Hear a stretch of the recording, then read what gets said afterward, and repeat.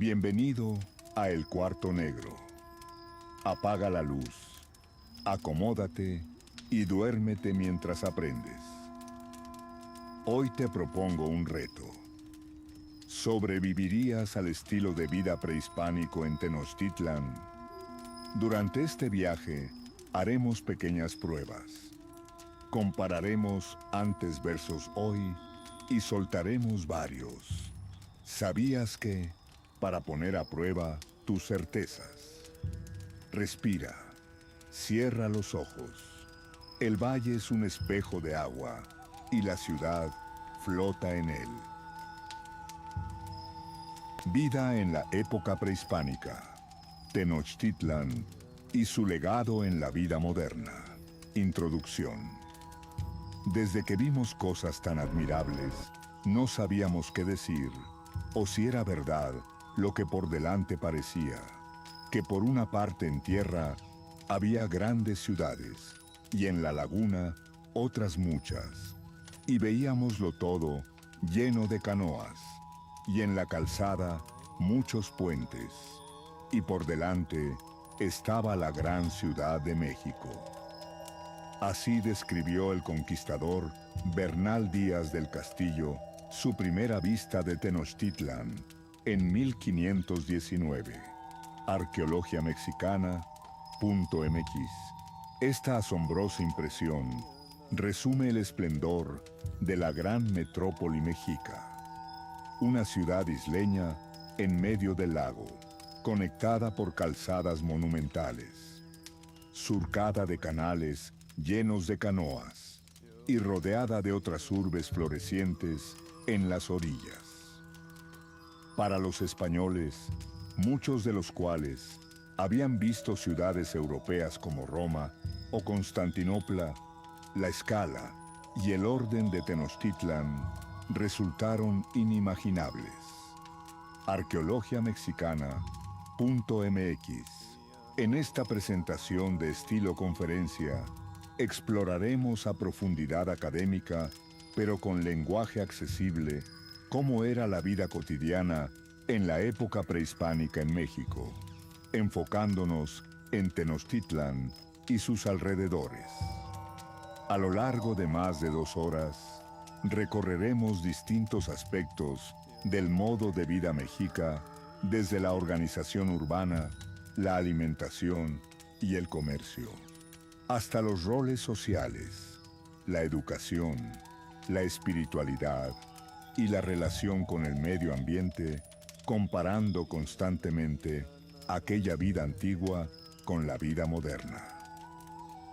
Nuestro objetivo es lograr una comprensión profunda de la forma de vida en México Tenochtitlan y resaltar su vigencia simbólica y funcional en la vida contemporánea.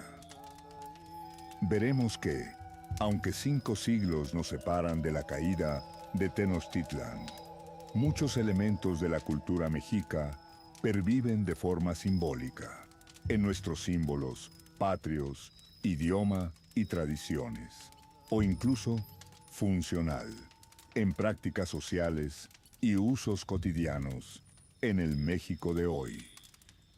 Comencemos este viaje en el tiempo para descubrir una civilización cuyo legado sigue vivo bajo la superficie de la modernidad. Contexto histórico: la fundación de Tenochtitlan y su auge.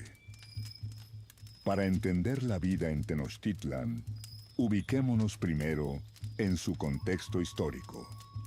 Los mexicas, también conocidos popularmente como aztecas, eran un pueblo de origen nahua, que según sus leyendas, peregrinó desde Aztlán hasta el Valle de México, guiado por su dios Huitzilopochtli.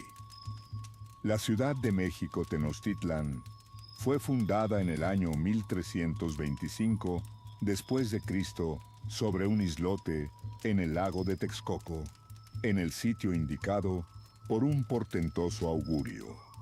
Un águila posada sobre un nopal, devorando una serpiente. Es wikipedia.org.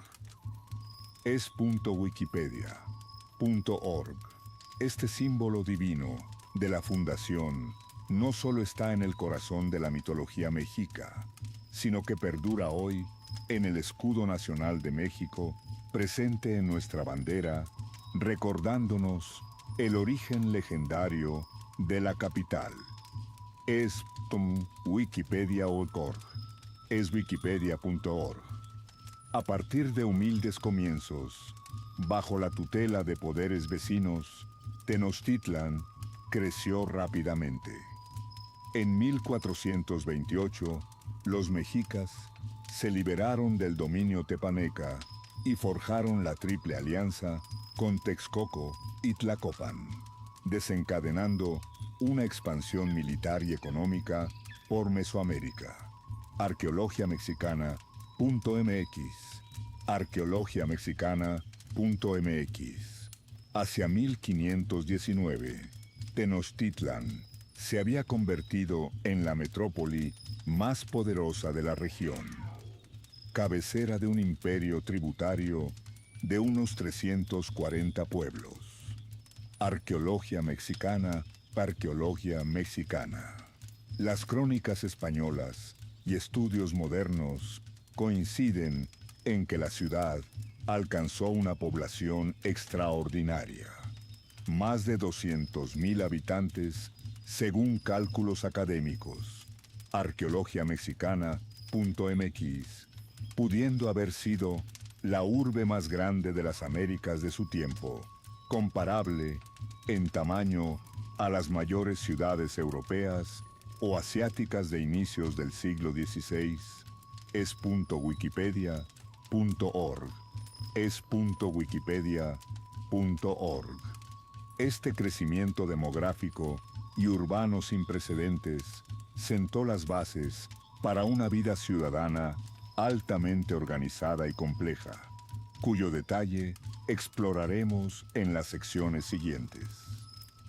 Antes de continuar, vale aclarar que usaremos el término mexica para referirnos a la sociedad de Tenochtitlan, pueblo de habla náhuatl que se autodenominaba Mexica Tenochca, y azteca, cuando hablemos en sentido amplio del imperio o cultura relacionada.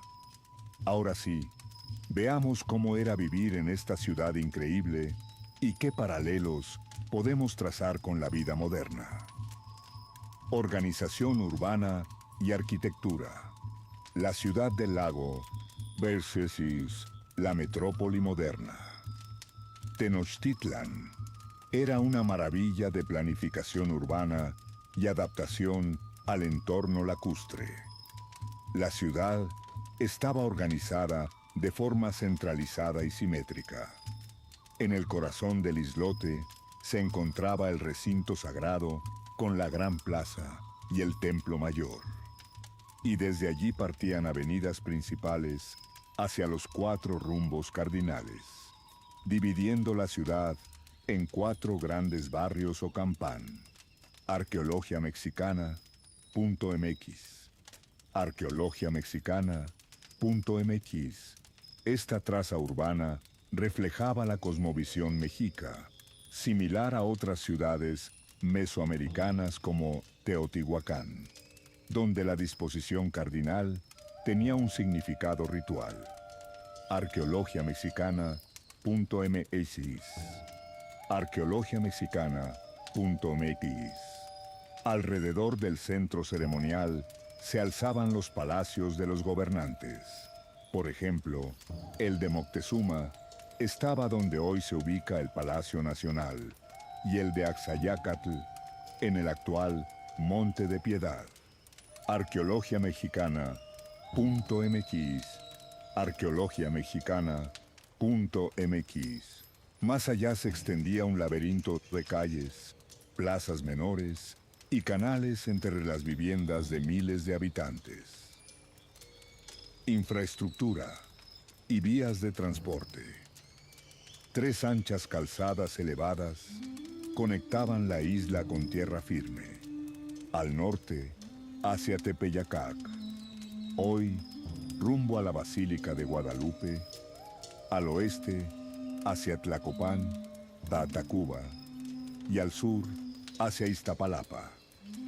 Es wikipedia.org.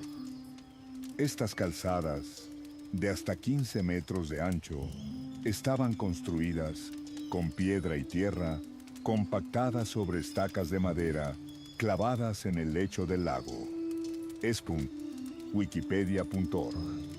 Es wikipedia.org. Para no impedir el flujo del agua y la navegación, las calzadas poseían tramos con puentes de madera removibles que de día permitían el paso de canoas y corrientes, y de noche se alzaban como puentes levadizos. Es wikipedia.org.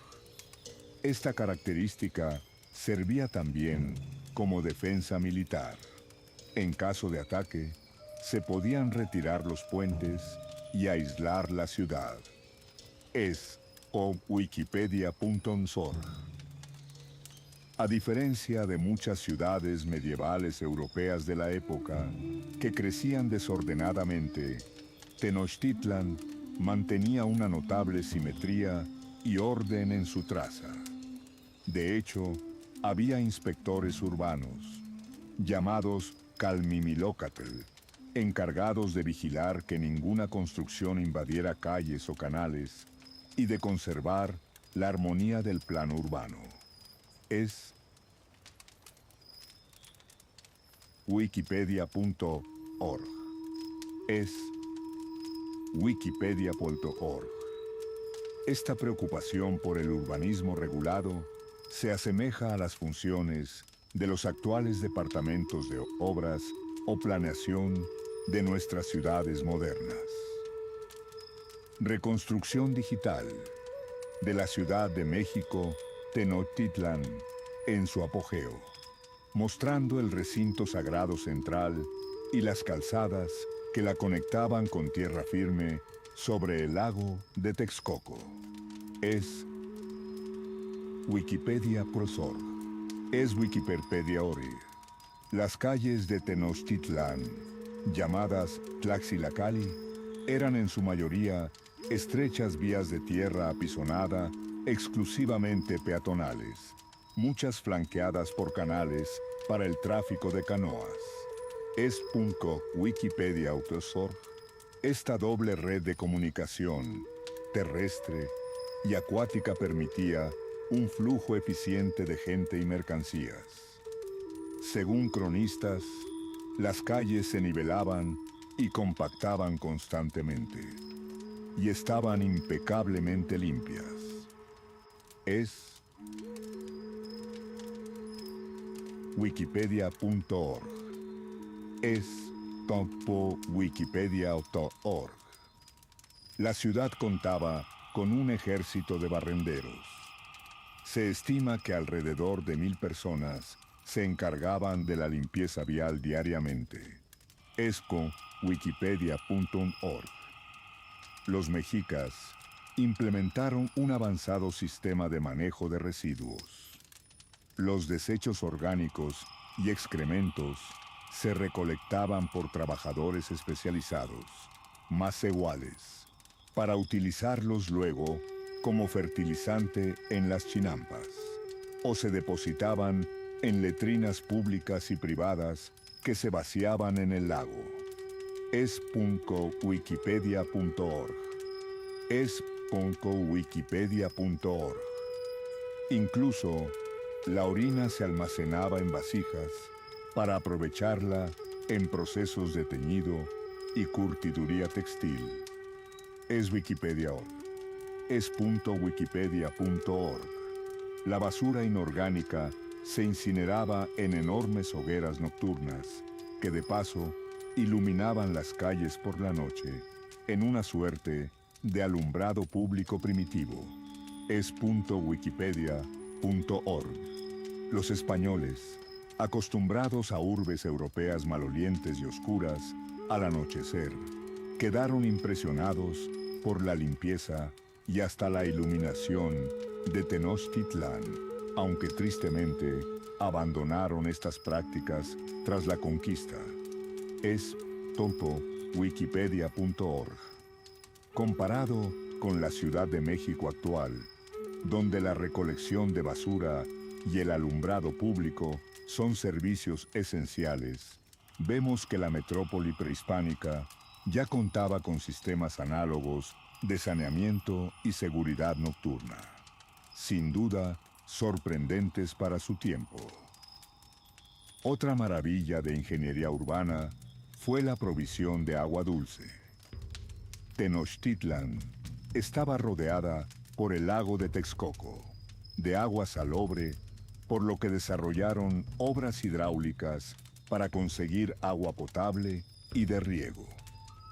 Se construyeron diques o albarradas para separar las aguas saladas de las zonas de agua dulce alimentadas por manantiales. Es Wikipedia.org. El más famoso fue el dique de Nezahualcóyotl, un enorme muro de aproximadamente 16 a 20 kilómetros de longitud, que con compuertas de control impedía que el agua salada del lago Norte contaminara las lagunas dulces del sur, Xochimilco y Chalco. Es Wikipedia.org. Es Wikipedia.org. Además, la ciudad contó con acueductos de doble tubo que traían agua desde los manantiales de Chapultepec y de Huitzilopochtli, actual Churubusco. Es Wikipedia.org. Es Wikipedia.org. Estos acueductos de madera y piedra corrían sobre arcos o a lo largo de las calzadas y tenían dos canales paralelos, uno en uso y otro de reserva, que se alternaban para limpieza y mantenimiento. Es Wikipedia.org. Bernal Díaz del Castillo admiró estas construcciones, describiendo un acueducto del ancho de un buey. Es Wikipedia.org. El agua dulce se distribuía a fuentes públicas y a las casas de la nobleza, y complementariamente se repartía mediante canoeros aguadores que vendían agua por las calles. Es Wikipedia.org. Es Wikipedia.org. En la sociedad moderna, damos por sentado el suministro de agua potable por tuberías. Pero los mexicas tuvieron que ingeniárselas para llevar agua a una isla, un esfuerzo equiparable a los acueductos de Roma en la antigüedad o a las redes hidráulicas urbanas actuales. De hecho, la importancia de este sistema quedó demostrada cuando Hernán Cortés, en el sitio de 1521, cortó el acueducto de Chapultepec para dejar sin agua a la ciudad, colaborando así a su rendición. Es Wikipedia.org. La arquitectura mexica también equilibraba función y simbolismo. El Templo Mayor dominaba el centro con sus dos altares en la cima, dedicados a Huitzilopochtli y Tlaloc, elevándose unos 50 a 60 metros. A su alrededor había decenas de templos menores, edificios administrativos y palacios con múltiples habitaciones, jardines y estanques. Las casas comunes, en cambio, eran sencillas, hechas de adobe o mampostería con techos de paja o tejamanil, normalmente de un piso. Es Wikipedia.org. Curiosamente, para construir estructuras pesadas en el suelo blando del islote, los mexicas idearon un sistema de cimentación con pilotes de madera similares a los que ingenieros modernos usan en terrenos pantanosos. Es Wikipedia.org. Es Wikipedia.org. Clavaban cientos de estacas de madera en el fango bajo cada edificio y las recubrían con mezcla de cal y tezontle, una piedra volcánica ligera, para crear una plataforma flotante estable. es.wikipedia.org. es.wikipedia.org.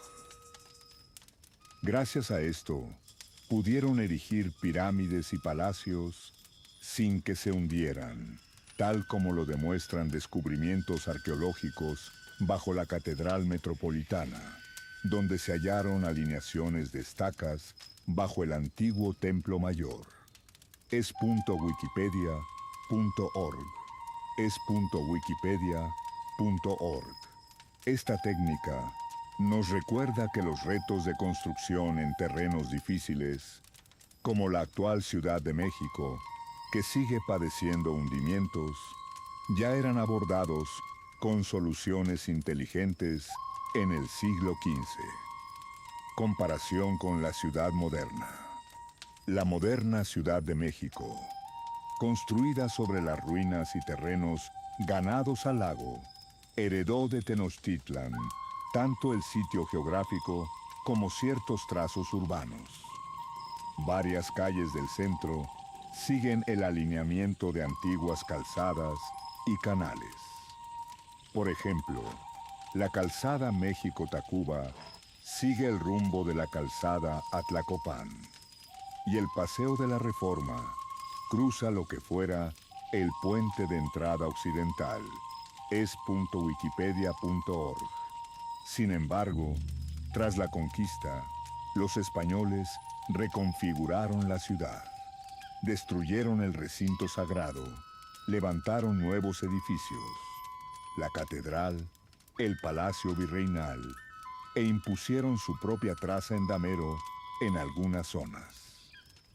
Además, drenaron el lago progresivamente durante los siglos virreinales y XIX, causando la desaparición de los canales y chinampas dentro de la ciudad. En consecuencia, aquella Venecia de América, con canoas transitando calles acuáticas, dio paso a la típica metrópoli terrestre dominada por calles y hoy día automóviles. Paradójicamente, la ausencia del lago y el subsuelo fangoso resultante han provocado en la ciudad moderna problemas de inundaciones y hundimientos, algo que los diques y chinampas mexicas habían mitigado en su tiempo. También contrasta la limpieza.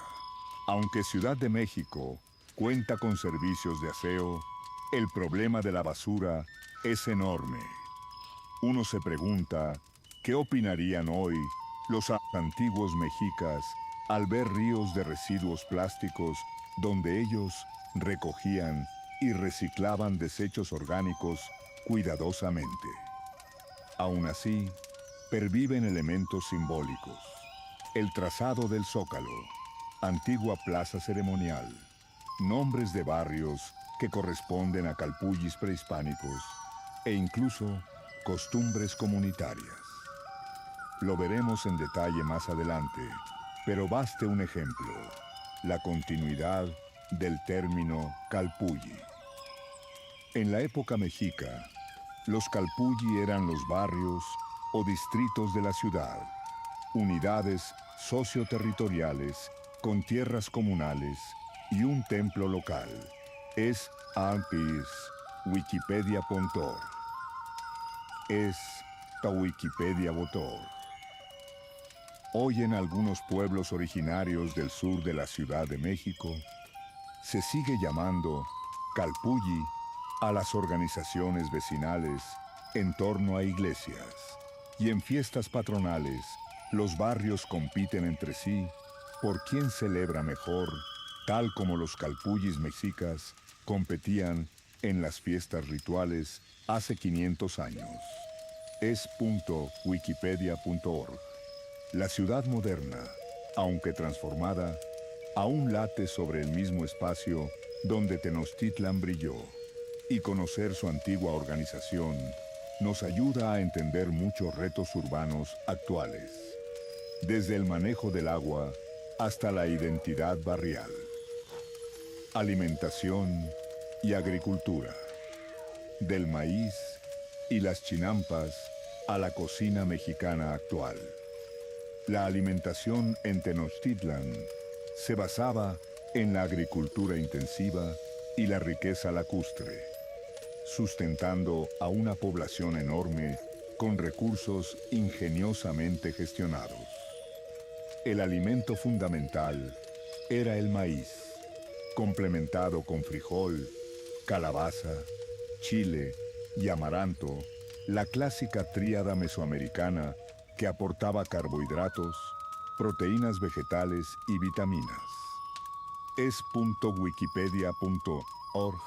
Estos cultivos eran tan esenciales entonces como lo son hoy los platillos típicos mexicanos: tortillas, frijoles, calabacitas, salsas de chile, etc., demostrando una continuidad alimentaria notable. Junto al maíz, los mexicas cultivaban tomate, chayote, camote, aguacate y maguey, y recolectaban chía, vainilla y cacao, este último reservado para bebidas de nobles y comerciantes. No disponían de ganados grandes.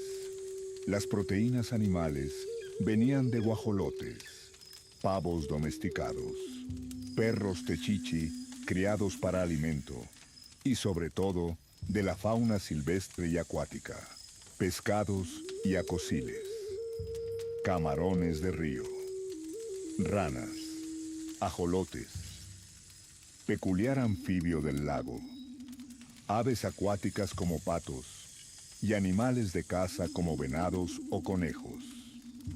Es wikipedia.org. También consumían insectos ricos en proteína como chapulines, saltamontes y aguajutle, hueva de insecto acuático, muchos de los cuales siguen considerándose delicatessen tradicionales en la cocina mexicana actual. ¿Sabían que los tacos de chapulines o el mixiote de conejo que podemos comer hoy en un mercado tienen orígenes prehispánicos?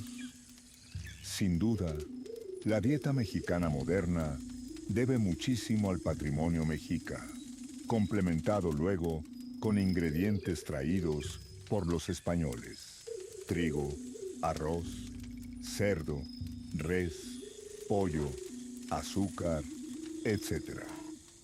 Agricultura intensiva. Las chinampas.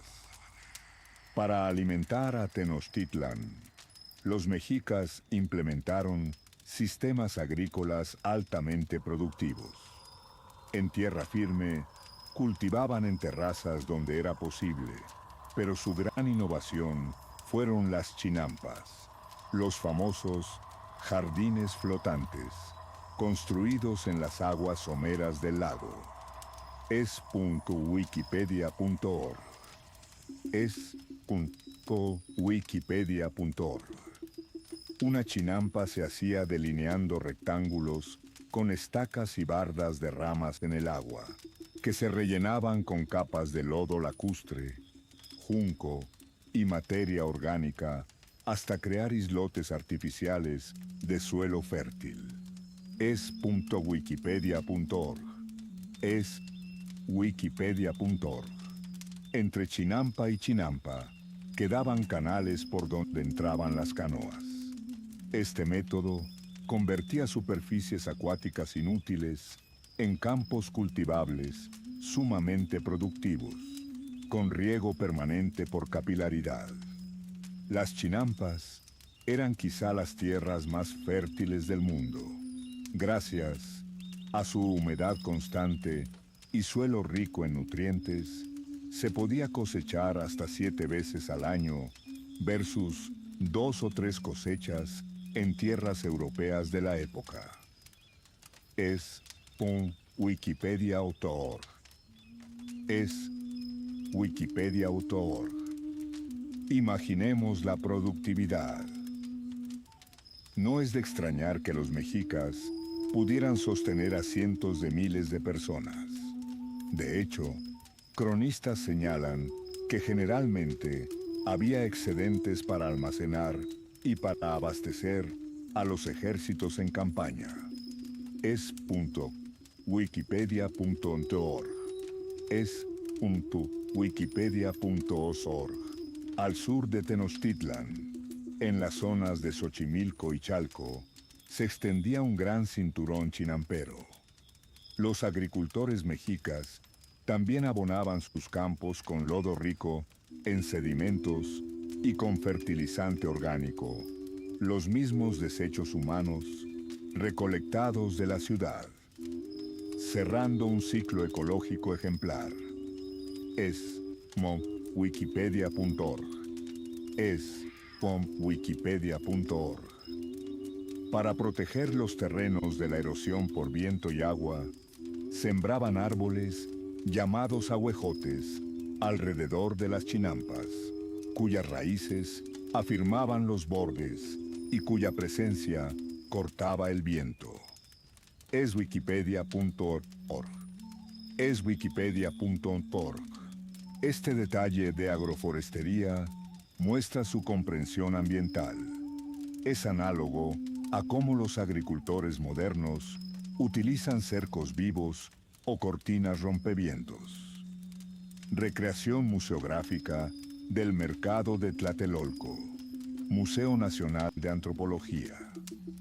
Las chinampas y la agricultura intensiva permitieron abundancia de productos alimenticios que abastecían a la gran ciudad y sus mercados. Es.wikipedia.org. Es.wikipedia.org. Abastecimiento y mercados. La producción local se complementaba con bienes traídos de todas partes del imperio mediante el comercio y el tributo. Constantemente llegaban canoas cargadas de maíz, frijol, chiles, frutas y otros víveres desde las orillas del lago y regiones cercanas. Arqueologiamexicana.mx. Arqueologiamexicana.mx. Los días de tianguis, mercado, Tenochtitlan. Bullía de actividad. Centenares de canoas atracaban descargando mercancías en los embarcaderos y columnas de tamemes, cargadores a pie, entraban por las calzadas cargando fardos de productos. De esta forma, la urbe se nutría no solo de su agricultura, sino de una red económica regional. Las crónicas enfatizan que nunca faltaba comida en la ciudad. Incluso, en épocas de malas cosechas, se acudía a otros recursos como la pesca o a importar grano de zonas tributarias. La seguridad alimentaria se tomaba tan en serio que existen registros de graneros públicos y almacenes del Estado mexica repletos de maíz para emergencias. Es.wikipedia.org. Es.wikipedia.org. Si bien la Ciudad de México actual ya no depende de chinampas para su sustento, hoy los alimentos viajan en camiones por carretera. Curiosamente, aún tenemos chinampas activas en Xochimilco, no para alimentar a millones, pero sí como valiosos relictos agrícolas. Agricultores contemporáneos cultivan verduras, flores y hortalizas en algunas chinampas, y hay proyectos de agricultura orgánica que están revitalizando este método ancestral por su sostenibilidad. Además, el concepto de mercado sobre canoas pervive cada trajín en el popular mercado de plantas de Xochimilco, donde trajineras cargadas de flores navegan los canales. Aunque ahora la megaurbe depende de importaciones lejanísimas y sistemas industriales, en esencia, Seguimos comiendo maíz, frijol, chile, calabaza como hace 500 años. La tortilla sigue siendo el pilar de la dieta mexicana, un vínculo diario con nuestra herencia prehispánica. Comercio y mercados, el tianguistli y la economía de ayer y hoy. Imaginemos la escena. Es día de mercado en Tlatelolco, la ciudad gemela de Tenochtitlan, especializada en comercio. Desde temprano, miles de personas de la capital y pueblos vecinos acuden a la enorme plaza del tianguis para comprar, vender o trocar todo tipo de bienes. Fray Bernardino de Sahagún documentó que en los días comunes había alrededor de 20,000 personas en el mercado, cifra que subía a 40,000 en días de fiesta. Es.wikipedia.org.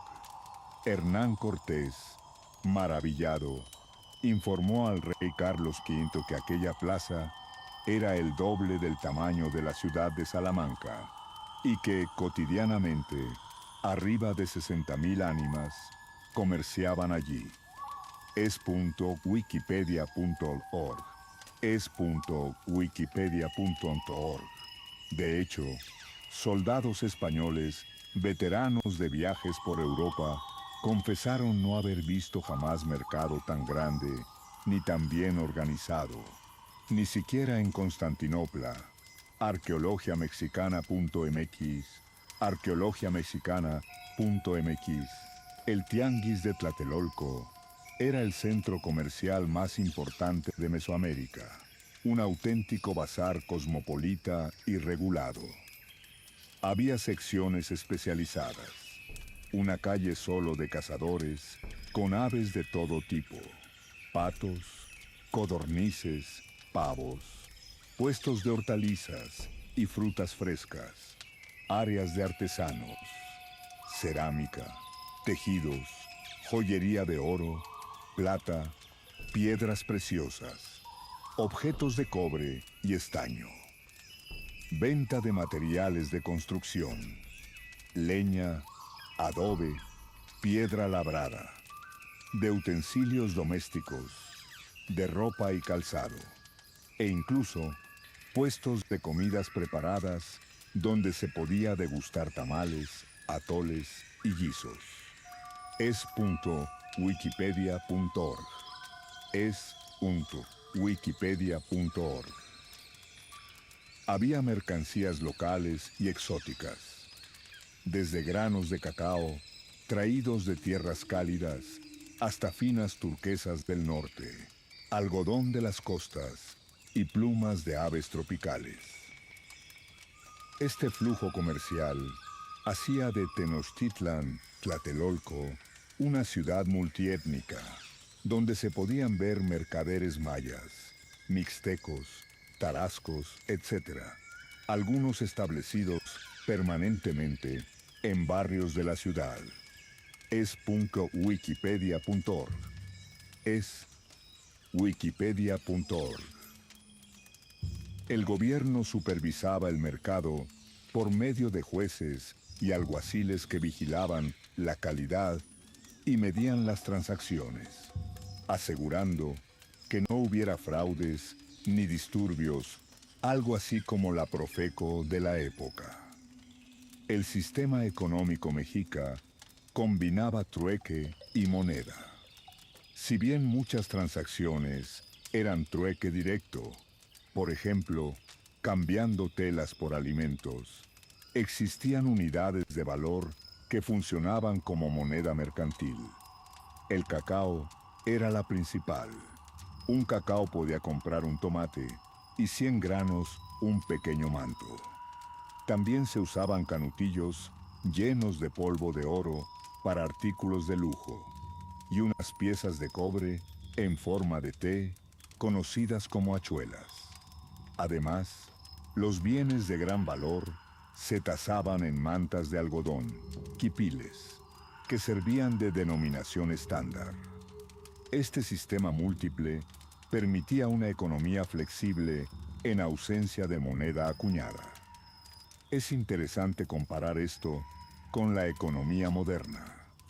Hoy utilizamos monedas y billetes emitidos por un banco central o incluso dinero electrónico, pero en mercados rurales de México persiste a veces el trueque y la valoración en especie.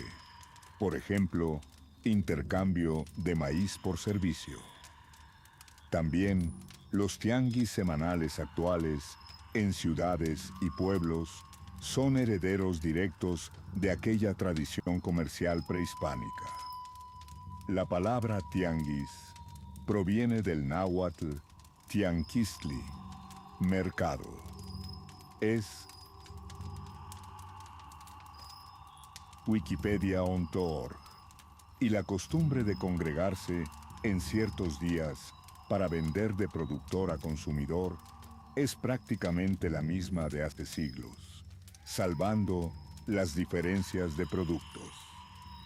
Un turista moderno que visite un tianguis de la Ciudad de México, como el de San Juan, Jamaica, o Xochimilco, podría encontrar reminiscencias de Tlatelolco en la algarabía, la regatería y la diversidad de cosas a la venta.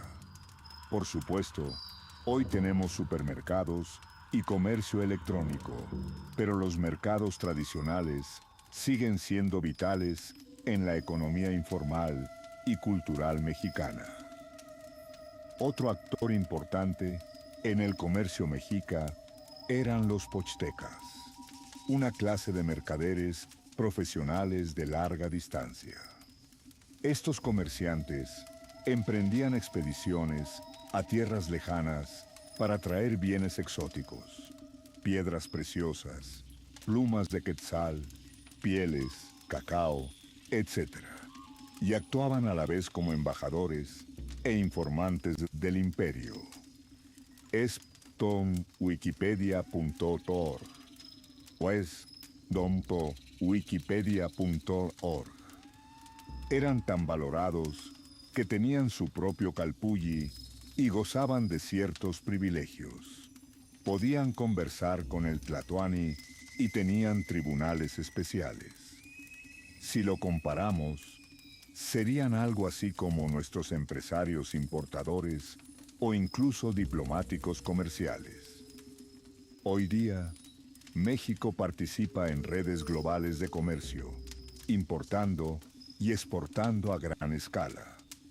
Aunque las rutas son diferentes, barcos, aviones versus a pie con tamemes, la idea de obtener productos de otras regiones para enriquecer el mercado local ya estaba establecida entonces. Tributos y redistribución. Además del comercio libre en mercados, buena parte de los productos que circulaban en Tenochtitlan provenían del sistema de tributos obligatorios que los pueblos sometidos debían entregar al Imperio Mexica. Registros, como el Matrícula de Tributos, indican que periódicamente llegaban a la capital enormes cantidades de maíz, frijoles, chiles, mantas, turquesa, madera, etc., como pago de tributo. Estos bienes se almacenaban en graneros públicos y almacenes reales, y luego se redistribuían. Una parte para mantener a la nobleza, los guerreros y la administración. Otra para el mantenimiento de templos. Y mucho se destinaba a alimentar al pueblo en ceremonias o épocas de hambruna. Arqueologiamexicana.mx. Esta economía de redistribución aseguraba que la riqueza fluyera hacia Tenochtitlan, consolidando su poder. Un paralelo moderno podría ser la recaudación fiscal y el gasto público. Los tributos de ayer son los impuestos de hoy. Si bien la forma de cobro ha cambiado, ya no se paga en maíz, sino en dinero. La idea de contribuir a un centro de poder que luego provee servicios o recursos a la población se mantiene. Claro está, las desigualdades existían.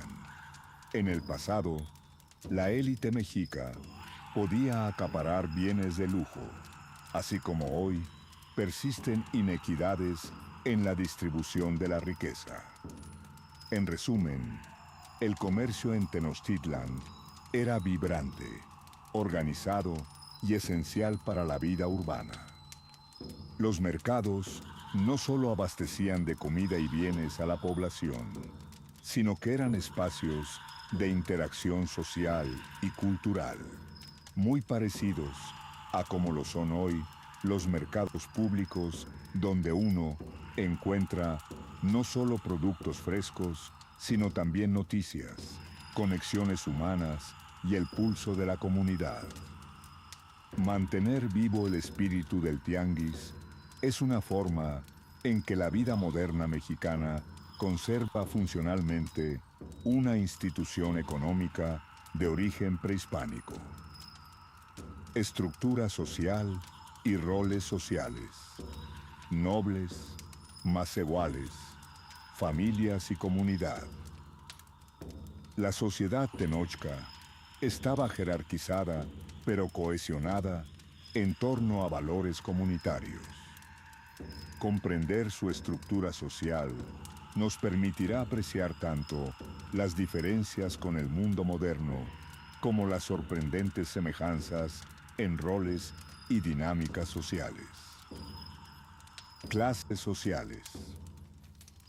En la cúspide de la pirámide social mexica estaba el Tlatoani, el gobernante supremo de Tenochtitlan y emperador de la Triple Alianza en su apogeo. Le seguía una nobleza hereditaria, Pipiltín, compuesta por familiares del Tlatoani, jefes de Calpulli, altos sacerdotes y guerreros distinguidos. Los nobles disfrutaban privilegios como poseer tierras, vestir ropas de algodón finamente bordadas y consumir alimentos delicados. Además, podían tener múltiples esposas y recibían tributos de los plebeyos bajo su jurisdicción. Gaceta.unadmexico.mx Gaceta.unadmexico.mx. Aún así, su responsabilidad era grande. Administraban los asuntos del Calpulli, comandaban tropas en guerra y oficiaban rituales religiosos. En contraste, la masa común la constituían los macehuales, gente del pueblo, campesinos, artesanos y trabajadores que sostenían la economía. Los macehuales pagaban tributo al Tlatoani, ya fuera en especie, maíz, mantas, etc., o con trabajo, ayudando a construir calzadas, templos y otras obras públicas. Arqueologiamexicana.mx tenían derechos a parcelas comunales en el Calpulli para cultivar su sustento y debían servir en el ejército cuando se les convocaba. Arqueologiamexicana.mx Arqueologiamexicana.mx. Debajo de ellos, en la base, había un escalón aún más bajo: los siervos y esclavos. Tlacotin. La esclavitud mexica no era idéntica a la esclavitud colonial. Generalmente, uno se volvía esclavo como castigo por deudas o delitos, o por ser prisionero de guerra, pero el estado de esclavo no era hereditario, y podían casarse con gente libre. Incluso, había casos de esclavos que recuperaban su libertad. Organización comunitaria. Calpulli. Un elemento fundamental de la vida social era el Calpulli, la unidad vecinal y de parentesco. Cada Calpulli agrupaba a familias extensas que solían compartir un ancestro común o un oficio. Ocupaban un barrio específico y veneraban a su propio dios patrono en un pequeño templo local. es.wikipedia.org es.wikipedia.org El Calpulli gestionaba sus propias tierras comunales y las distribuía entre las familias para cultivo. Así, la tierra era propiedad colectiva del Calpulli, no individual. es.wikipedia.org es.wikipedia.org Esto fomentaba fuertes lazos de cooperación. Los vecinos se ayudaban en la siembra y cosecha y trabajaban juntos en las obligaciones comunitarias. Un jefe de Calpulli, generalmente un noble, actuaba como líder administrativo y enlace con el gobierno central. Esta forma de organización recuerda a los ejidos y comunidades agrarias que existen en México hoy. De hecho, la persistencia de la posesión comunal de la tierra, desde la colonia hasta el México moderno, es una continuidad notable, aunque a veces conflictiva. Por siglos, campesinos indígenas lucharon por mantener sus tierras comunales frente a hacendados y políticas que las tachaban de subversivas. Es wikipedia.org es.wikipedia.org El concepto de tierra comunal y ayuda mutua vecinal, tequio, faena, en pueblos rurales, es claramente un legado del sistema de Calpulli mexica que sigue vigente funcionalmente en muchas comunidades. La vida familiar y roles de género. En la sociedad mexica, la familia nuclear y extendida era la base cotidiana. Las casas típicamente albergaban a los padres, hijos solteros y quizás abuelos. Los roles de género estaban definidos bajo un principio de complementariedad. Los hombres eran educados para ser el sustento del pueblo y protectores se dedicaban a la agricultura, la guerra, la caza y la artesanía especializada. Gaceta.unadmexico.mx Gaceta.unadmexico.mx Las mujeres eran consideradas la luz del hogar, encargadas de la esfera doméstica y de mantener el equilibrio familiar. Gaceta.unadmexico.mx Gaceta.unadmexico.mx Esto no implicaba que las mujeres fueran inferiores. Al contrario, la cosmovisión náhuatl concebía lo masculino y lo femenino como fuerzas opuestas pero equivalentes. El dios dual Ometeotl encarnaba ambos. Gaceta.unadmexico.mx Gaceta.unadmexico.mx En la práctica, la mujer mexica se ocupaba de criar a los hijos, preparar los alimentos, tejer la ropa y administrar la casa.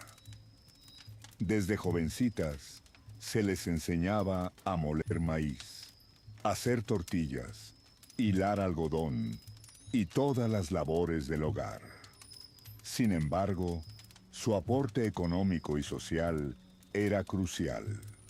Además de alimentar a la familia, las mujeres tejedoras producían textiles que eran bienes valiosos. Muchas mujeres vendían sus excedentes en el mercado. Otras eran parteras, curanderas, comerciantes, poetisas e incluso sacerdotisas. Gaceta.unadmexico.mx Había sacerdotisas dedicadas en templos, por ejemplo, en el de la diosa Chicomecoatl o Cihuacóatl. y también mujeres nobles que aprendían a pintar códices y llevaban registros históricos. Gaceta.unadmesico.mx Gaceta.unadmesico.mx Entre la élite existía la poligamia con propósitos políticos, alianzas entre linajes, pero entre la gente común era usualmente monogamia estricta y se valoraba la fidelidad matrimonial. Gaceta.unadmesico.mx Gaceta.unadmesico.mx Una frase que Sahagún atribuye a los consejeros matrimoniales era: no dejes a tu esposo por nada, persevera con él hasta que muera. Gaceta.unadmesico. Lo cual muestra la expectativa de lealtad. El parto se consideraba sagrado. Las mujeres que morían de parto eran equiparadas a guerreros caídos en batalla, ganando honor y supuestamente acompañando al sol en su viaje celestial. Gaceta.unadmesico.mx Gaceta.unadmesico.mx La sociedad rendía respeto a las mujeres mayores, quienes eran vistas como sabias consejeras y tenían autoridad en casa. Gaceta.unadmesico. Gaceta.unadmesico. En suma, aunque los hombres dominaban la guerra y la política, las mujeres sostenían el tejido económico y espiritual del día a día. Mexica una dualidad similar a la de muchos hogares mexicanos actuales, donde a veces se dice que el hombre es la cabeza, pero la mujer es el cuello que la mueve. Comparando con la actualidad, vemos cambios y continuidades. Hoy, la sociedad mexicana se rige por leyes de igualdad de derechos. Las mujeres pueden ocupar cualquier rol, político, laboral, educativo, y la estratificación ya no es de castas fijas, sino más bien por nivel socioeconómico. Sin embargo, persisten roles tradicionales en muchos hogares.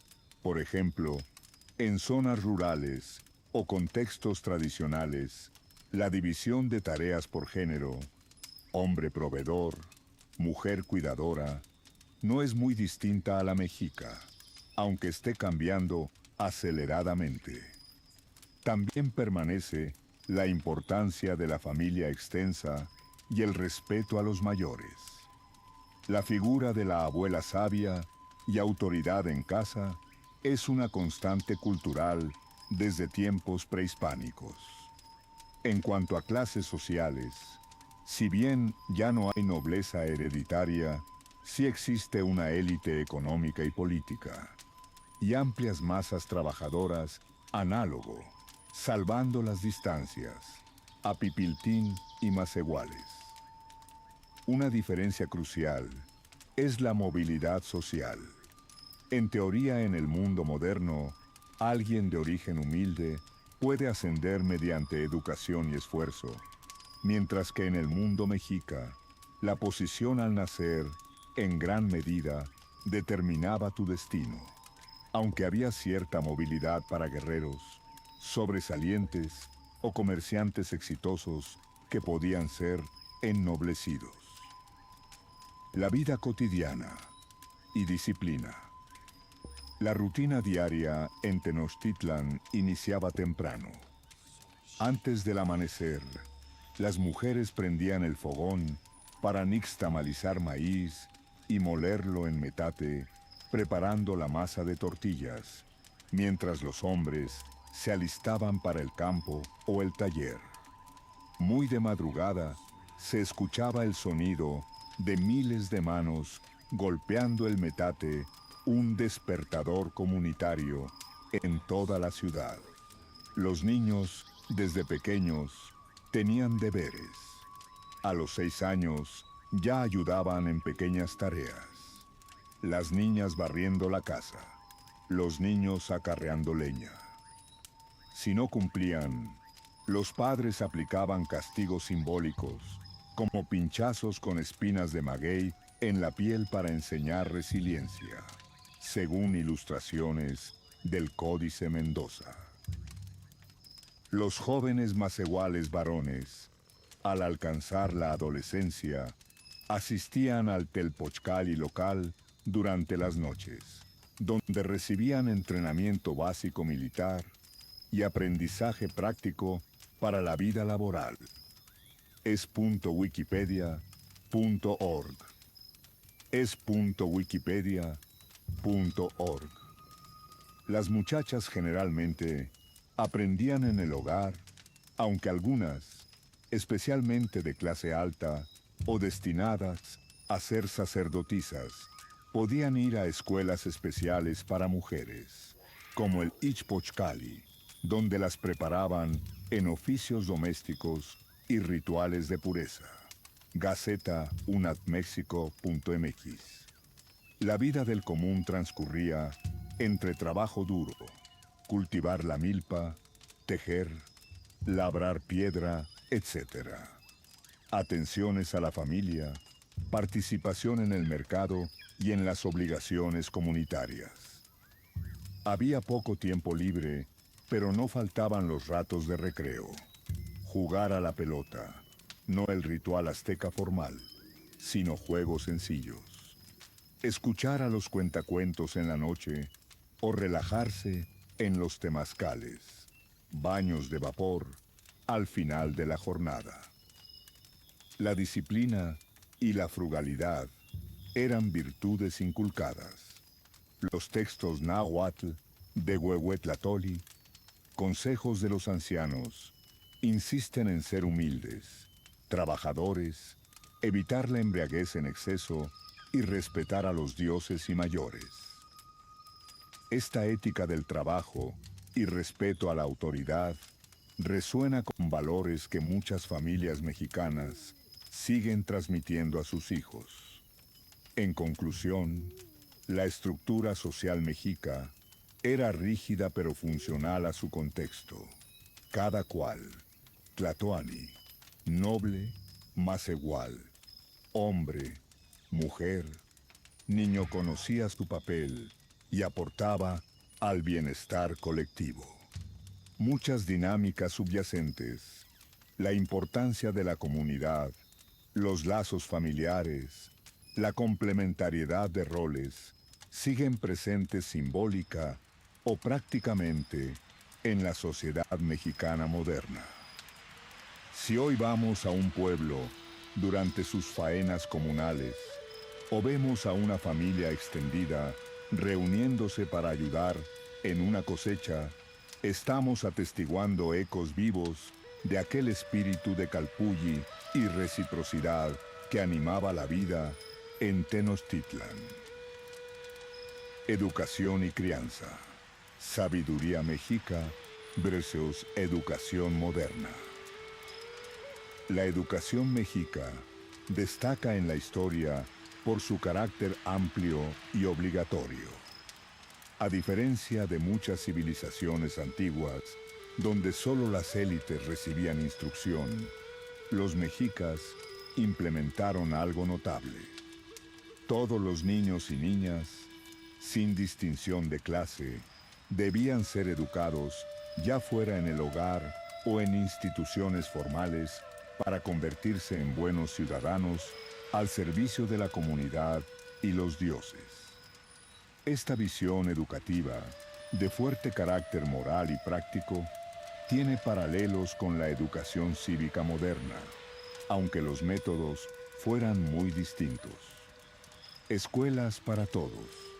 Había principalmente 3 tipos de centros educativos en Tenochtitlan. Es wikipedia.org. Es wikipedia.org. Calmecac, la escuela para hijos de la nobleza, Pipiltín y algunos plebeyos sobresalientes.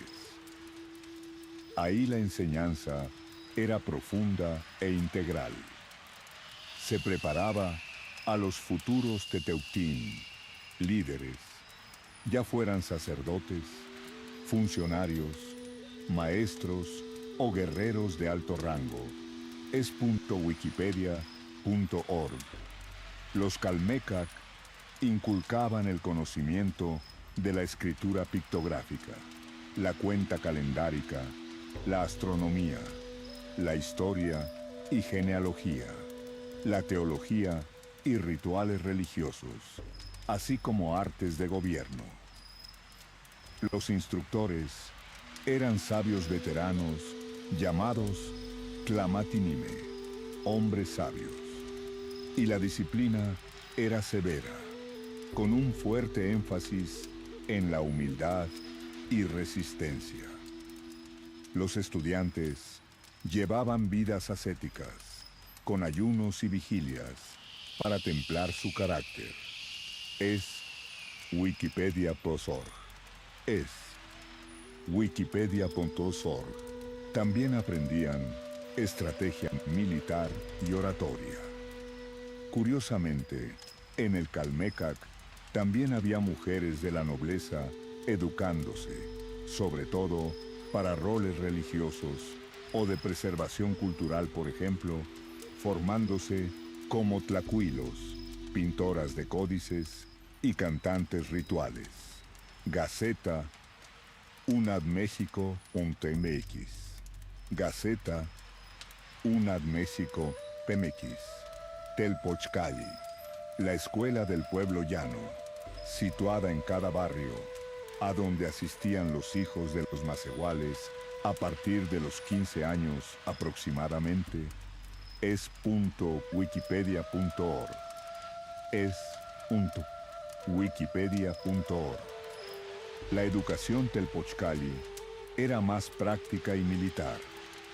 Los jóvenes dormían allí en barracas comunales, entrenándose en el manejo de armas, macuahuitl, arco, lanza y tácticas básicas de combate, pues todo varón común debía estar listo para servir en el ejército imperial. También aprendían oficios manuales, canto, danza tradicional y recibían instrucción ética basada en el respeto a sus mayores y la devoción a Huitzilopochtli. Las condiciones eran rigurosas, inculcando obediencia.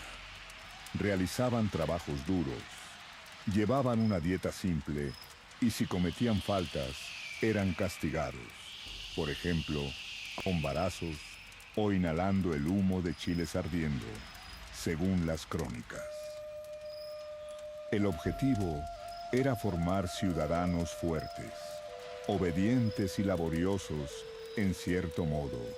El Telpochcali era mezcla de escuela vocacional, academia militar y centro comunitario. Cuicacali, la casa del canto. Un tipo de escuela dedicada a la música, el canto y la danza. Es Auquese. Wikipedia.org. Tanto muchachos como muchachas podían asistir desde la pubertad para aprender las artes musicales vinculadas a los rituales. Allí se memorizaban himnos sagrados, poesía náhuatl cantada. Se practicaba con tambores, huehuetl, flautas y otros instrumentos, y se ensayaban las danzas ceremoniales. La educación artística era muy apreciada porque engalanaba las festividades religiosas y reforzaba la identidad cultural. Además de estas instituciones, los padres eran los primeros educadores en casa. Desde la niñez temprana, inculcaban valores a través de consejos, recogidos en textos como la Huehuetlatoli, especie de manual de enseñanza moral, Gaceta unadmexico.mx, Gaceta unadmexico.mx. Se enseñaba a hablar con mesura, a reverenciar a los mayores, a ser limpios, trabajadores y evitar vicios. Las madres instruían a las hijas en labores domésticas y virtudes femeninas, mientras los padres llevaban a los hijos al campo o taller para transmitirles su oficio. Había una búsqueda deliberada de formar jóvenes respetuosos, resistentes y útiles a la sociedad. Métodos disciplinarios. Como ya se insinuó, la pedagogía mexica combinaba cariño con firmeza. A los niños pequeños se les dejaba jugar, pero también se les corregía con métodos que hoy consideraríamos duros. Si un niño era flojo o desobediente, los padres podían castigarle pinchándole la piel con espinas de maguey o haciéndolo inhalar humo de chile. Pequeños sufrimientos para recordarle el camino correcto, descritos gráficamente en pictogramas del Códice Mendoza. Para los adolescentes en la escuela, las infracciones graves podían implicar azotes o trabajos extra. Este sistema de disciplina estricta buscaba preparar a la juventud para un mundo difícil. Recordemos que la guerra y el sacrificio ritual eran realidades en su sociedad, por lo que necesitaban templar el cuerpo y el espíritu. En contraste, la educación moderna ha descartado por completo el castigo corporal, al menos oficialmente, y privilegia métodos pedagógicos más psicológicos y respetuosos de la individualidad del niño. Sin embargo, muchos podrán reconocer que en hogares tradicionales mexicanos, hasta hace unas décadas, y aún hoy en algunos casos, persistía aquello de la letra con sangre entra, es decir, el castigo físico menor como correctivo, herencia cultural, quizás de tiempos en que la disciplina se valoraba por encima de la permisividad. Comparación con la educación moderna. Hoy en día, México y la mayoría de países garantiza la educación básica obligatoria para todos los niños, lo cual curiosamente refleja la aspiración mexica de educar a toda la población juvenil. Claro, nuestras escuelas enseñan matemáticas, ciencias, lenguas extranjeras y manejan tecnología digital, cosas inimaginables entonces. Pero en cuanto a valores y objetivos, hay puntos en común. Los mexicas querían formar individuos productivos y con principios morales para sostener su sociedad. La educación moderna también busca, o debería buscar, formar ciudadanos capaces, con ética y conocimientos para contribuir al país. Un dato llamativo. Los mexicas fueron de las pocas culturas antiguas en tener educación pública universal masculina y en gran medida femenina. Algo que en Europa no ocurrió hasta muchos siglos después. En ese sentido, podríamos decir que tenían una visión progresista en educación para su época. Por otro lado, hoy valoramos la creatividad, el pensamiento crítico y la libertad individual en la educación, mientras que el sistema mexica enfatizaba la tradición, la obediencia y la repetición fiel de conocimientos transmitidos. Eran sociedades diferentes. La mexica necesitaba cohesión y continuidad. La nuestra valora la innovación. Aún así, rasgos prehispánicos perduran. Las ceremonias escolares, honores a la bandera, por ejemplo, tienen cierto aire ritual comunitario que no desentonaría con la formalidad de un Calmecac. Las escuelas rurales, en comunidades indígenas de México, a veces incluyen en su currículo nociones de lengua náhuatl o danzas tradicionales, mezclando la educación moderna con la herencia local. Incluso el calendario escolar mexicano marca el 13 de marzo como Día de la Fundación de Tenochtitlan en algunos estados. es.wikipedia.org, celebrando simbólicamente ese origen antiguo dentro del sistema educativo actual, una conexión explícita entre pasado y presente. En resumen, la educación en Tenochtitlan formaba parte integral del modo de vida. Aseguraba la transmisión de conocimientos y valores de generación en generación. Consolidaba la estructura social, cada quien era entrenado para su rol, y daba cohesión a la juventud. La vigencia simbólica de todo esto, en la actualidad, se refleja en el alto valor que la sociedad mexicana otorga a la educación como medio de progreso.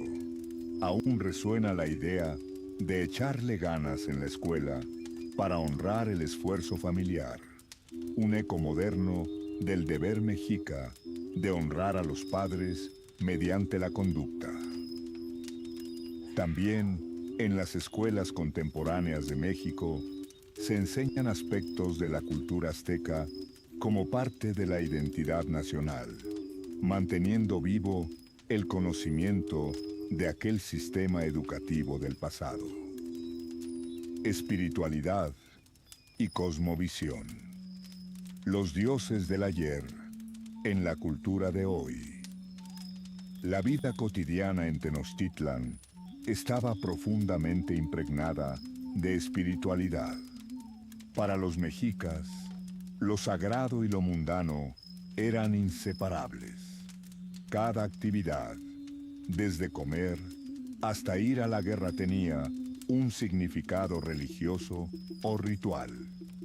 Su cosmovisión concebía un universo en equilibrio precario entre fuerzas opuestas: día, noche, vida, muerte, masculino, femenino, que debían mantenerse mediante ofrendas y conductas correctas. Gaceta.unadmesico.mx Gaceta.unadmesico.mx. Entender su mundo espiritual nos permite reflexionar sobre cómo ha cambiado o perdurado la religiosidad en la vida moderna. Panteón y deidades. Los mexicas adoraban a un panteón amplio de dioses, muchos heredados de tradiciones nahuas anteriores. Cada aspecto de la naturaleza o de la sociedad tenía su deidad tutelar. Por mencionar algunos principales: Huitzilopochtli, el dios tribal de la guerra y el sol naciente, guiaba a los mexicas y recibía especial veneración en el Templo Mayor, compartiendo altar con Tlaloc. Tlaloc, dios de la lluvia y las aguas, crucial para la agricultura. Tonatiuh, el sol, a quien debía alimentarse con energía vital. Tezcatlipoca, dios del destino y la noche. Quetzalcóatl, la serpiente emplumada, asociado con el conocimiento y el viento. Xipe Totec, dios de la fertilidad y la renovación, representado con piel desollada. Coyolxauhqui, diosa lunar, etc. Cada mes del calendario mexica, de 20 días, estaba dedicado a ciertas divinidades con festivales específicos, lo que significa que prácticamente cada mes había celebraciones religiosas en la ciudad. Por ejemplo, en la fiesta de Tlacaxipehualistli se hacían rituales de desollamiento de víctimas en honor a Xipe Totec, buscando renovación del Apteu tierra.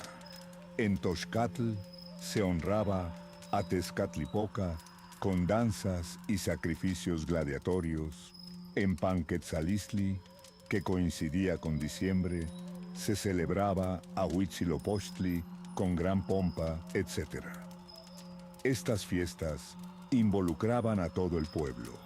Los nobles organizaban las ceremonias en el templo mayor. Los sacerdotes oficiaban. Los guerreros capturaban prisioneros para los ritos. Los plebeyos preparaban ofrendas de comida, adornos florales y participaban en procesiones y bailes masivos. El calendario ritual marcaba el ritmo del año en Tenochtitlan, uniendo a la comunidad en la adoración colectiva. El aspecto más famoso y a ojos modernos, más ominoso de la religión mexica es el sacrificio humano. Efectivamente, los mexicas practicaban sacrificios de seres humanos en varios contextos. Ofrenda de corazones a Huitzilopochtli para alimentar al sol. Sacrificios a Tlaloc de niños. Creían que sus lágrimas llamaban a la lluvia. Sacrificios gladiatorios de guerreros capturados para Xipetotec. Decapitaciones rituales en honor a Coyolxauhqui, etc. Se ha debatido mucho la escala de estos sacrificios. Cronistas españoles afirmaron números muy elevados. Por ejemplo, 20.000 víctimas al dedicar el Templo Mayor en 1487, cifra probablemente exagerada. Investigaciones actuales sugieren que ciertamente miles de personas fueron sacrificadas anualmente en la capital. Es Wikipedia.org. Es Wikipedia.org.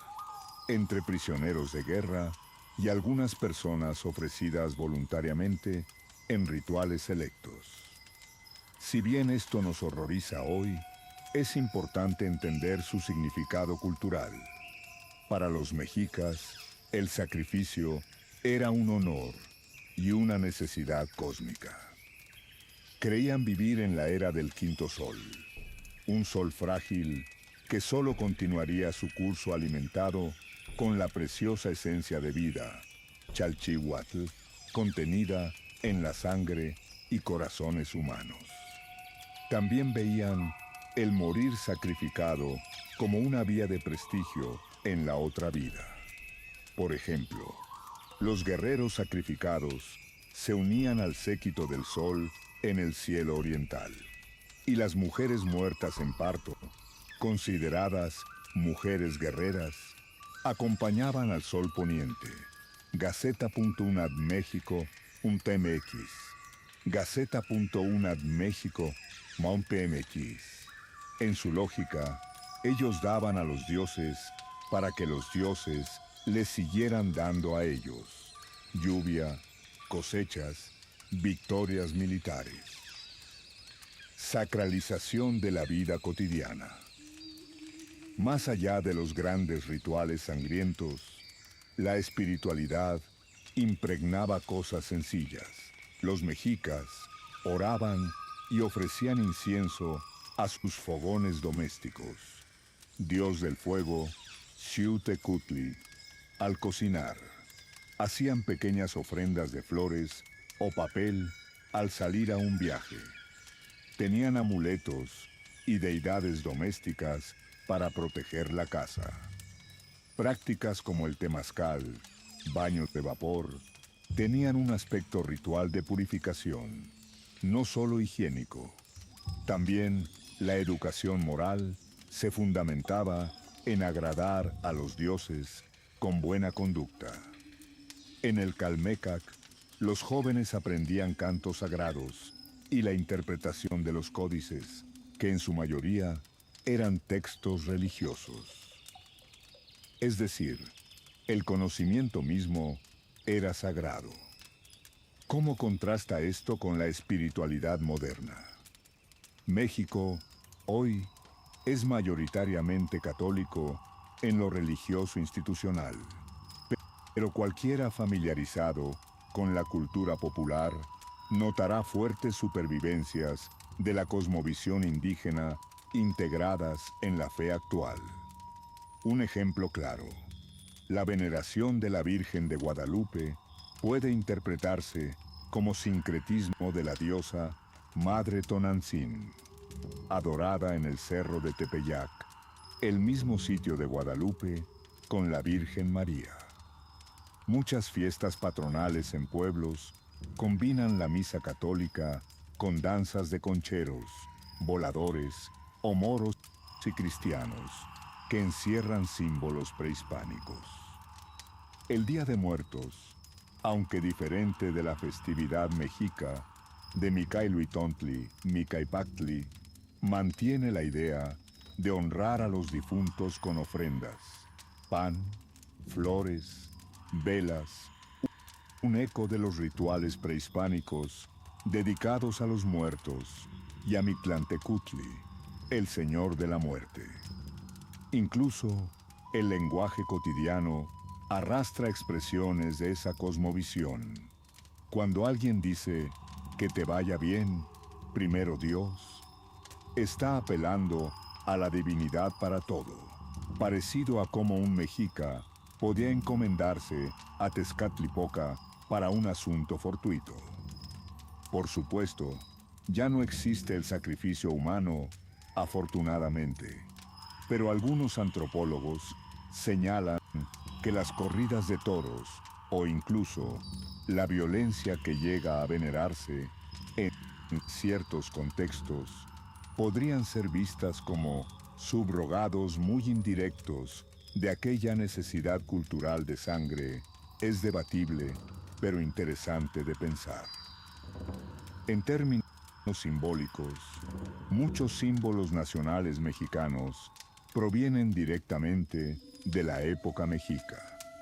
El águila sobre el nopal, devorando la serpiente, fundación de Tenochtitlan, es el escudo nacional y adorna desde documentos oficiales hasta la moneda.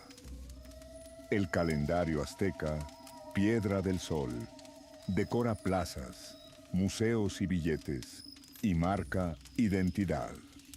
Palabras náhuatl con carga cultural, como cuate, chingar, popote, guajolote, tamales, etc., impregnan el idioma español de México, recordándonos la visión mexica detrás de objetos cotidianos.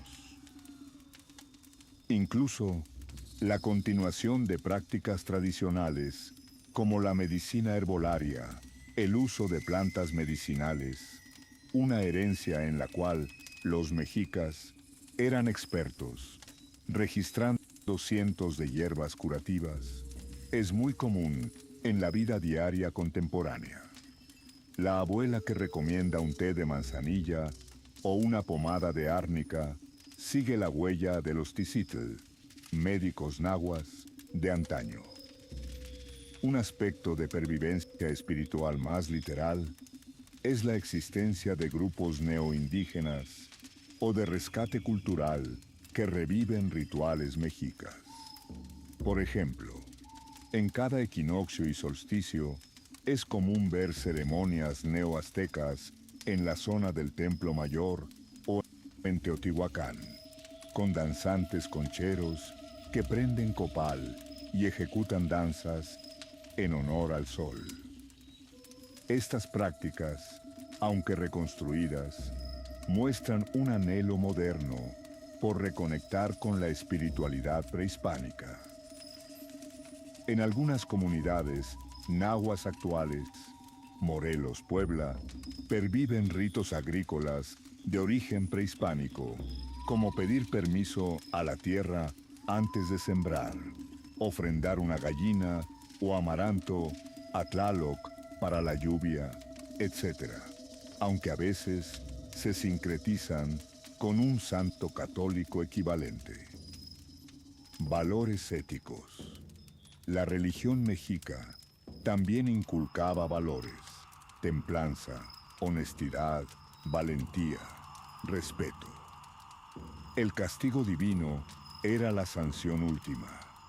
Creían que los mentirosos iban al Tlatólocan, inframundo acuático, o que los cobardes no tendrían un buen destino tras la muerte.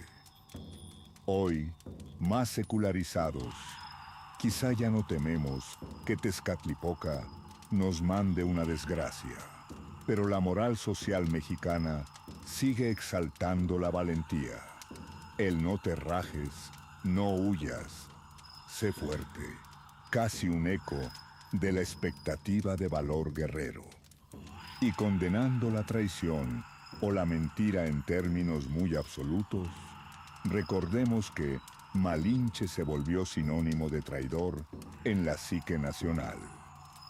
Podría argumentarse que ciertas actitudes y etos colectivos son herencia histórica de nuestra mezcla cultural donde la parte indígena mexica puso sus cimientos.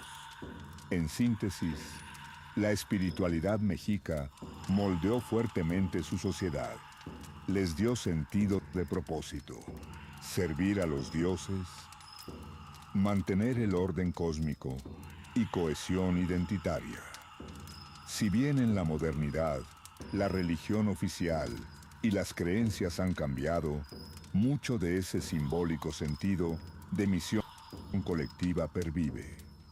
México contemporáneo se entiende a sí mismo como nación en buena medida mirando a su pasado prehispánico glorioso. Bautizamos calles, monumentos y hasta equipos deportivos con nombres aztecas, de Cuauhtémoc y Netzahualcóyotl hasta los jaguares de Chiapas. La imagen de los antiguos dioses aparece en murales, en logos. Universidad Nacional tiene a Coatlicue en su escudo, por ejemplo.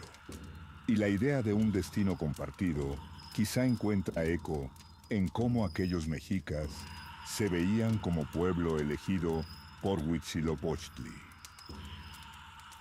Aunque nuestros ritos actuales sean ir a misa o celebrar el 15 de septiembre, no cabe duda de que la herencia espiritual mexica vive en la cultura mexicana, en formas transformadas pero reconocibles. Relación con el medio ambiente, equilibrio ancestral versus desafíos modernos. La ubicación de Tenochtitlan, una isla pantanosa en medio de un lago, alto forzó a los mexicas a desarrollar una relación íntima y pragmática con el medio ambiente. Su supervivencia y prosperidad dependieron de entender y modificar su entorno de manera ingeniosa, aunque siempre con un profundo respeto o temor reverencial a las fuerzas naturales personificadas en sus dioses. Contrastar esto con la situación ambiental de la Ciudad de México actual resulta aleccionador.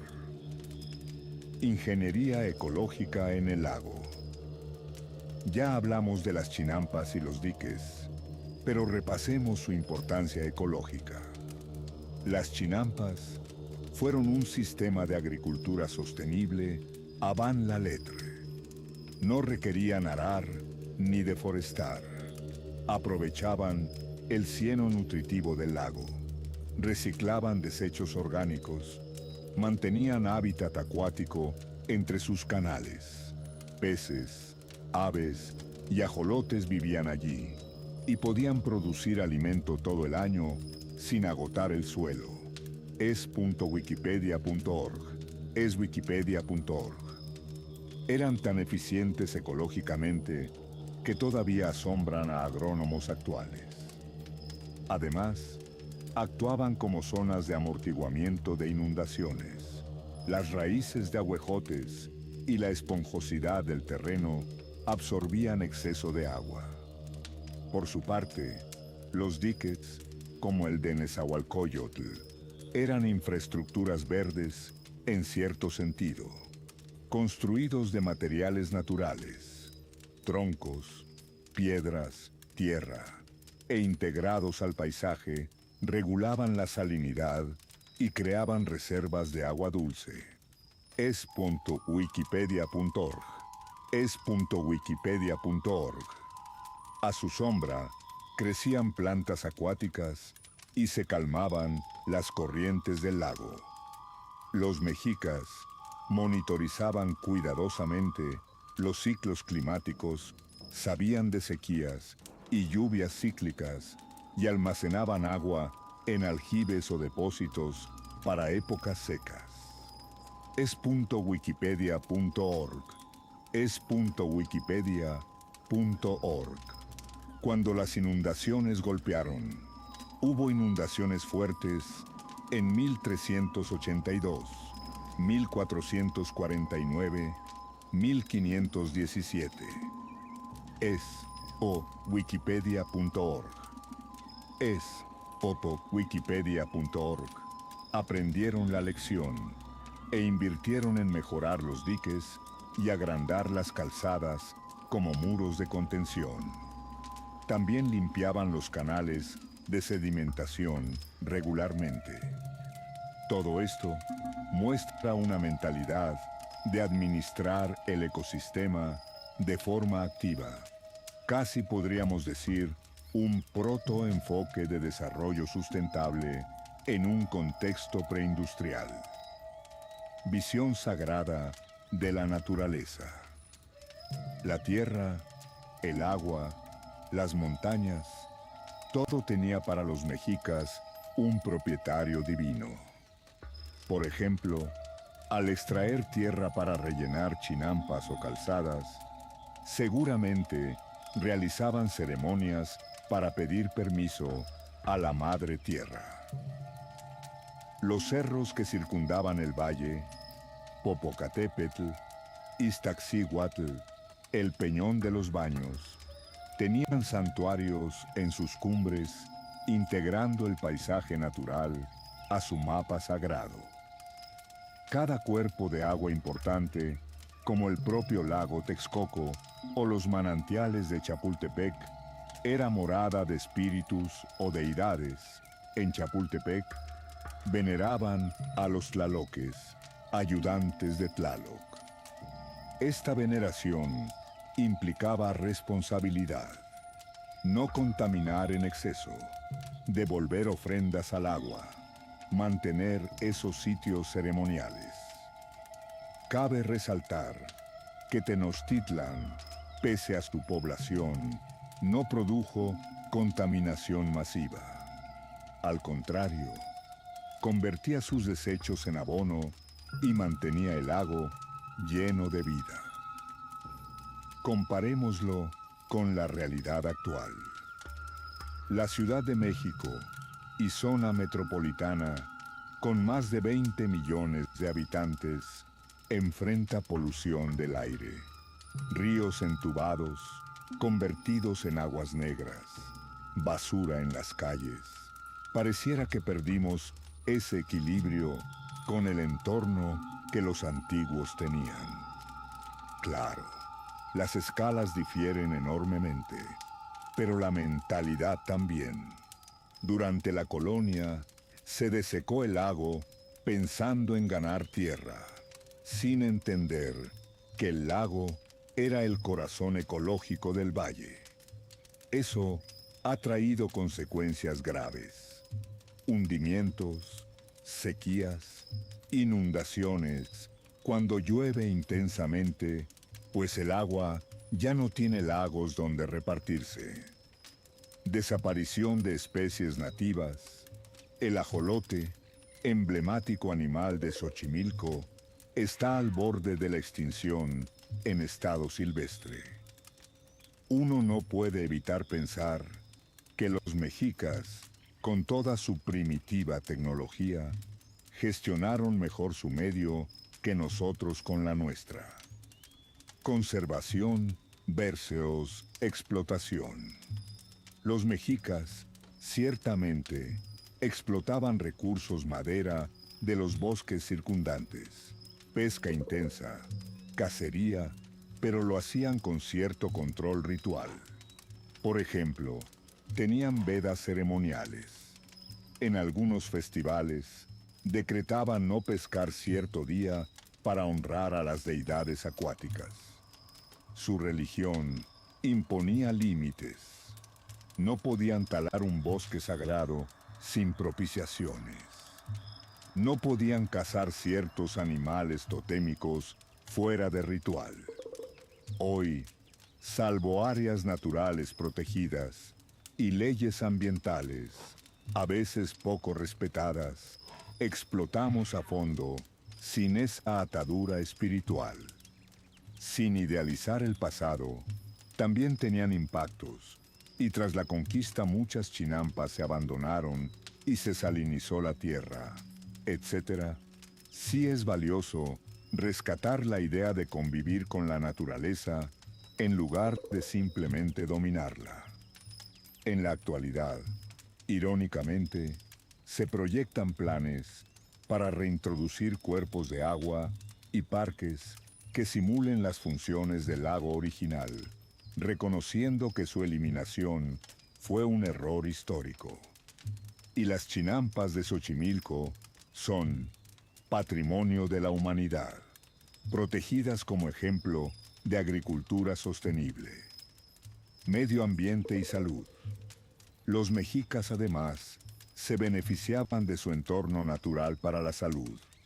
Usaban plantas medicinales como el copal xocotl, jaboncillo, para asearse literalmente un jabón natural. Es wikipedia.org. Es wikipedia.org. Y metl, maguey, para lavar ropa. Es wikipedia.org. Es wikipedia.org. Su hábito de bañarse 2 veces al día. Moctezuma se dice que hasta 4. Es wikipedia.org. Es wikipedia.org. Gracias a la abundancia de agua y la cultura de limpieza, los mantenía relativamente libres de enfermedades infecciosas en comparación con las ciudades europeas insalubres donde surgían pestes. Así, su respeto al agua como algo purificador era práctico y espiritual a la vez. Hoy valoramos la higiene, pero gastamos cantidades enormes de agua, muchas veces desperdiciándola. La Ciudad de México sufre escasez de agua potable en varias zonas, en contraste con la isla antigua, donde con acueductos y diques administraban el recurso, claro, con mucha menos población. Cabe preguntarse, ¿podemos aprender de la relación mexica con el agua? Quizás revalorar la captación de lluvia, reusar aguas tratadas, etc., inspirados en cómo ellos reutilizaban todo y se adaptaban a ciclos naturales. En el presente, movimientos ambientalistas y de pueblos originarios propugnan volver a ciertos principios tradicionales. Por ejemplo, la agricultura orgánica retoma el uso de abonos naturales como hacían los chinamperos. Proyectos de reforestación urbana incluyen ahuejotes en Xochimilco para fijar chinampas.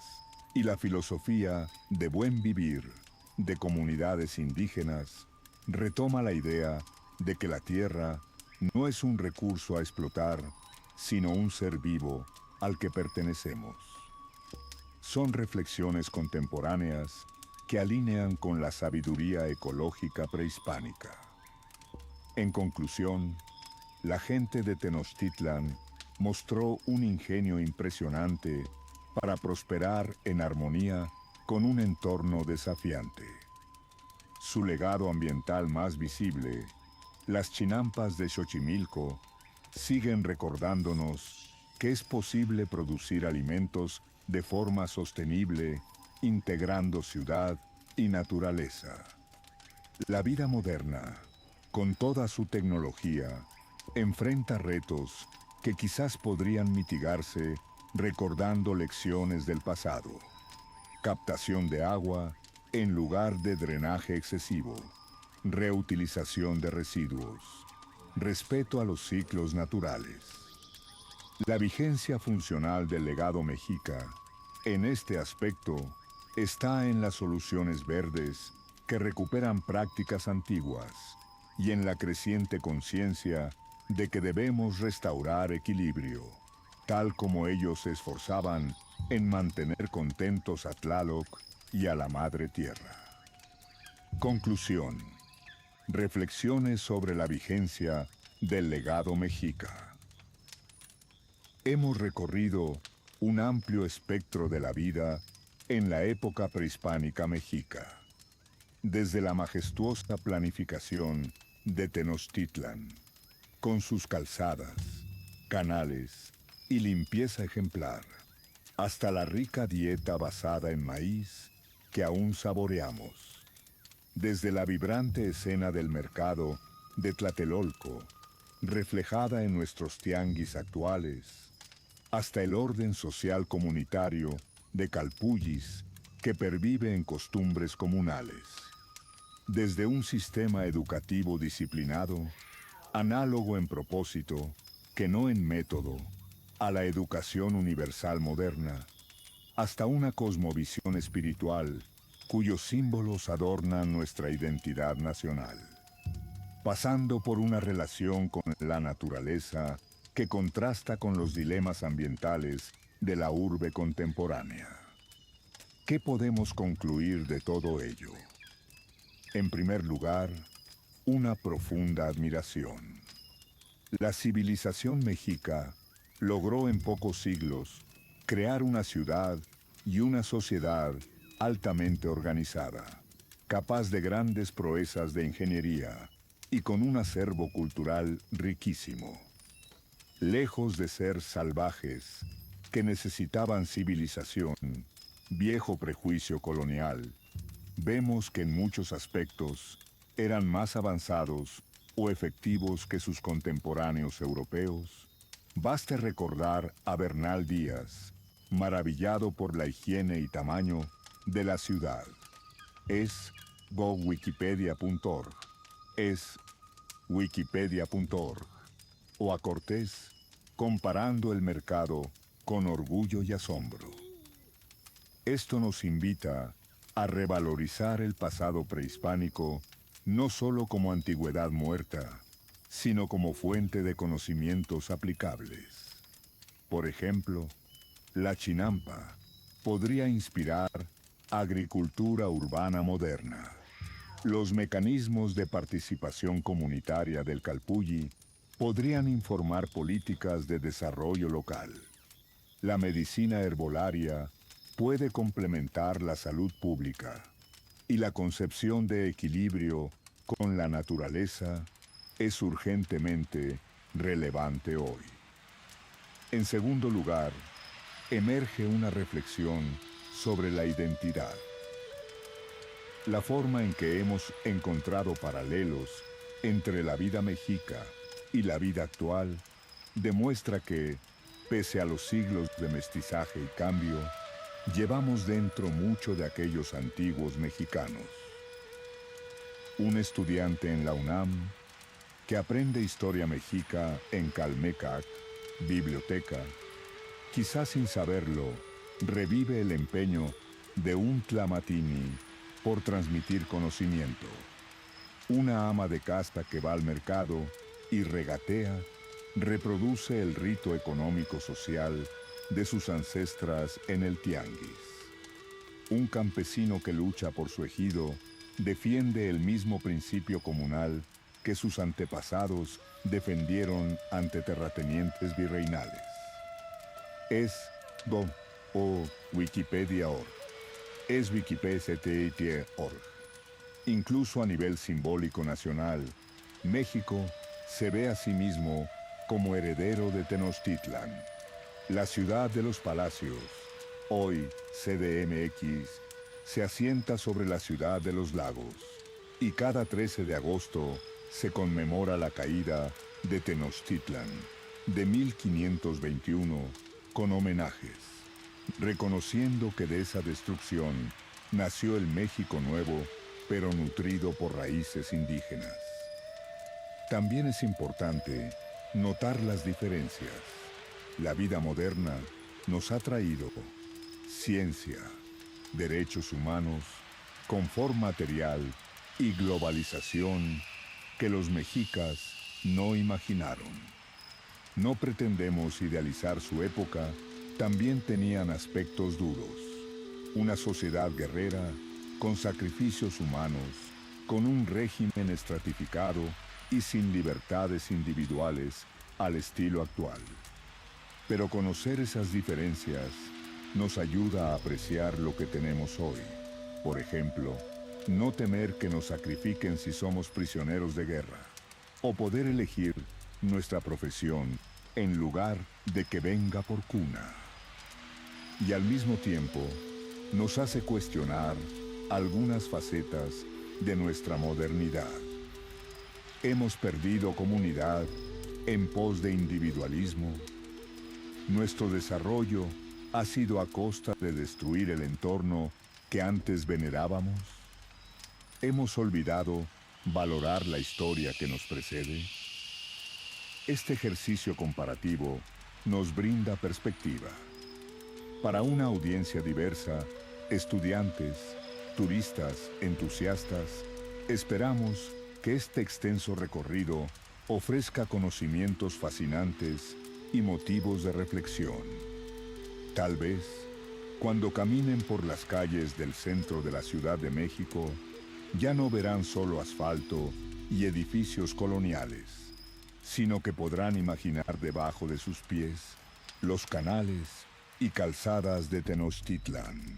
Es.wikipedia.org. Al probar un taco, reconocerán en el maíz y el chile un regalo de los antiguos habitantes de esta tierra. Al presenciar una ceremonia del Día de Muertos, sentirán la voz de los antepasados indígenas honrando a sus muertos. Al visitar Xochimilco, entenderán que esas trajineras turísticas navegan en los últimos resquicios de un sistema agrícola milenario. Es.wikipedia.org. Es.wikipedia.org. En definitiva, la vida mexica no está extinguida. Vive simbólicamente en nuestra cultura e incluso funcionalmente en prácticas que aún perduran, algunas veces sin que nos demos cuenta. Quiero cerrar con una imagen que amalgama pasado y presente. En el Zócalo de la Ciudad de México, centro neurálgico del país, ondea la bandera tricolor con el escudo del águila y el nopal. Justo a un costado, en el mismo suelo, se levantan los vestigios del Templo Mayor de Tenochtitlan, excavados y exhibidos al público. Allí, a menudo, grupos de danza azteca ejecutan bailes rituales al son del caracol y el tambor, rodeados de curiosos turistas y oficinistas en traje que se detienen un momento a mirar. Es una estampa única, el México moderno, con su ajetreo urbano, conviviendo con los ecos de la era prehispánica. La piedra antigua y el concreto nuevo, la ofrenda de copal y los flashes de los celulares. Esa convivencia resume la historia que hemos contado. Ayer y hoy entrelazados, la vida prehispánica presente en la contemporánea. Tenochtitlan no muere mientras México viva y recuerde. Esperamos que este recorrido les haya permitido entender y sentir cómo era la vida en la gran Tenochtitlan y cómo, a través de los siglos, seguimos llevándola en la sangre y en el día a día. Que al terminar esta conferencia vean la ciudad y la cultura mexicana con nuevos ojos, reconociendo en lo cotidiano la sombra luminosa de nuestros antepasados mexicas. Muchas gracias, Tlazocamati, por su atención.